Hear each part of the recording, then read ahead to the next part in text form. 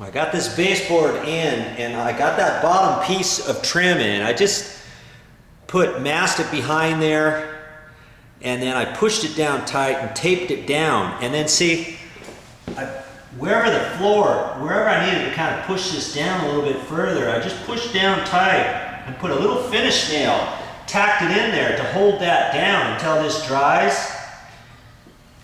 And that's okay to do, because when I pull that out after this dries, then I've got to caulk the top of this line anyways, you see, and then that'll make that hole disappear. I'm not going to pound it in. If I had a little nail gun, I could use some little brads and nail it in there, but this trim's so small down there, I didn't want to try to nail it into this MDF through here with these finish nails. Then I'd be rubbing the floor with my hammer, taking a nail set to it, caulking all the holes and all that. This is going to make it much better. Yeah, it took me a little bit longer, but if I had a nail gun, I would have to dap all the holes with that too.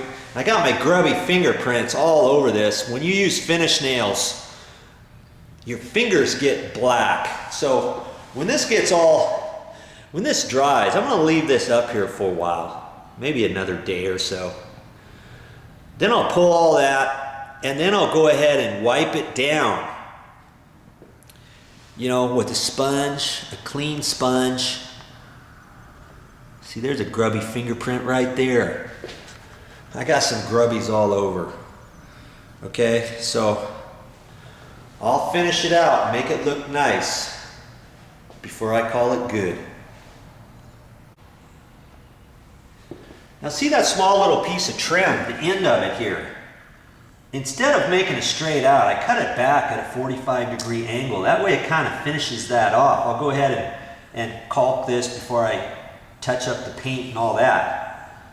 But that's what you do when you've got corners like that. Works nice. Look at all these angles going all over the place here.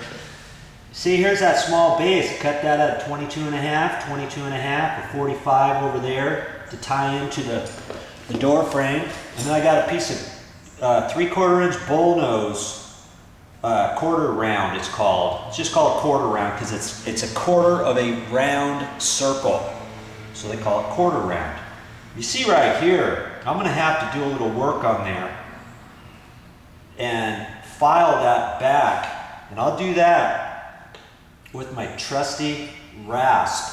After this gets all dry and all that. It looks like it shifted or something. I'm not quite sure what happened. I had it pushed in tighter than that from before. But I can file that over, and then once everything's dry, I'll caulk all this, caulk the edges on everything, and repaint.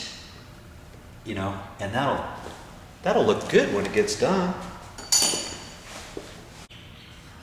There's a wider angle of that corner, and all the goings-ons around there.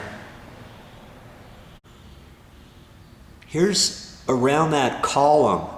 See all that trim work we had to do there? Got the bottom pieces all cut in there, got it taped down, and that took some doing. Like I say, all these little outside corners and inside corners, that's what takes a long time, and that's why I was glad I had that electric miter saw, because then for my trim, if I needed to trim off just a hair, I could.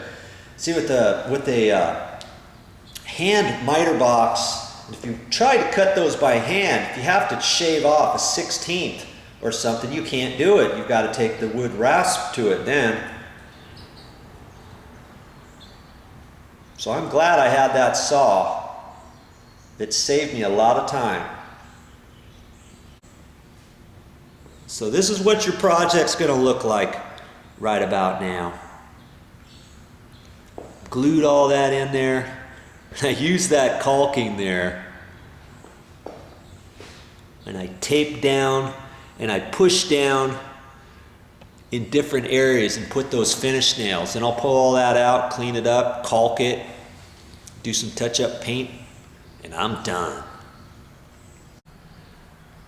Here's another little video shot of that bottom trim. You see, I just put those nails in there and tacked it down because this floor was kind of wavy. Had nothing to do with the laminate flooring as much as the existing floor underneath. You know, so that's fine. I just tacked the nails down there, pushed it down. Once that dries, it's going to be nice and tight to the floor. Now I dread to think how much it would have cost for me to get a professional carpenter in here to do all this trim work. How much would he have charged me to put this up, to put all the trim up, to caulk it, to paint it, to prime it, to finish it all up? You know, I just didn't want to pay somebody for that. Now you don't have to even worry about that. You can do it yourself. And you can do it in your own time frame. It takes you a little bit longer, okay, it takes you a little longer. And if this is the first time you're going to try to tackle a job like this and put that baseboard up yourself, it's going to take you a while. But you watch these videos, and these videos will help you install your baseboard. And once you get going, you'll get used to how to use the saw and how to measure and cut and install it and find the studs and put the nails in and all that stuff. And you'll get to a point where you'll think, hey, I did this room. You know what? I can do any room now. Or you can help somebody else do theirs. Or next time you remodel your entire house, you can do all the baseboard now, can't you? So think about that, and it's time to start figuring out how to save some money by doing it yourself.